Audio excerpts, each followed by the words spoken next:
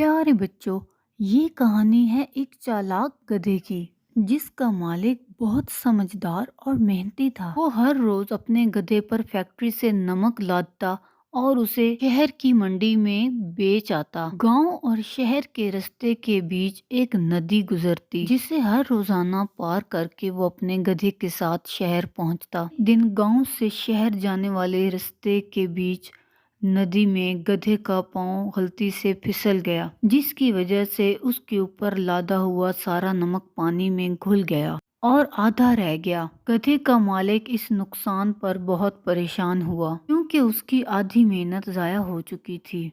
جب مالک نمک لے کے منڈی پہنچا تو اسے اس کے بہت کم پیسے ملے کیونکہ بہت سارا نمک اندر نہیں تھا، لیکن گدھا خود کو بہت اچھا محسوس کر رہا تھا اور کیونکہ اس کے اوپر لادا ہوا وزن کافی کم ہو چکا تھا۔ گدھا بہت چالاک تھا، اسی لیے اس نے ندی میں گرنے کا روز معمول بنا لیا۔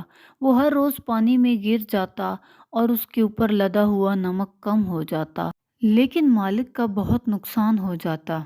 لیکن مالک کو دھیرے دھیرے سمجھ آنے لگا کہ یہ گدھا اس کے ساتھ چالاکی کرتا ہے، اسی لیے اسے ایک ترکیب سوجی کہ کسی طرح اس گدھے کو سبق سکھایا جائے۔ اس نے اگلے ہی دن گدھے کے اوپر نمک کی بجائے روئی لاد دی۔ حالانکہ روئی کا وزن بہت کم ہوتا ہے، مگر گدھا پھر بھی اپنی چالاکی سے باز نہ آیا اور پانی میں جا گرا۔ نمک کی طرح روئی نے پانی میں گھلنے کی بجائے بہت سارا پانی جذب کر لیا، جس پر گدھا بہت پریشان ہوا۔ روئی کا وزن بہت بڑھ چکا تھا۔ منڈی پہنچتے پہنچتے گدھے کی سانس اکھڑنے لگی۔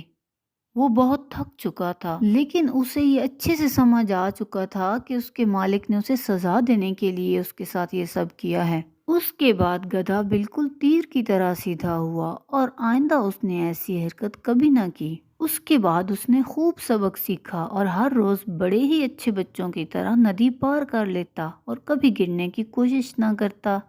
اس کے سمجھدار مالک نے اسے خوب مزہ چکھایا۔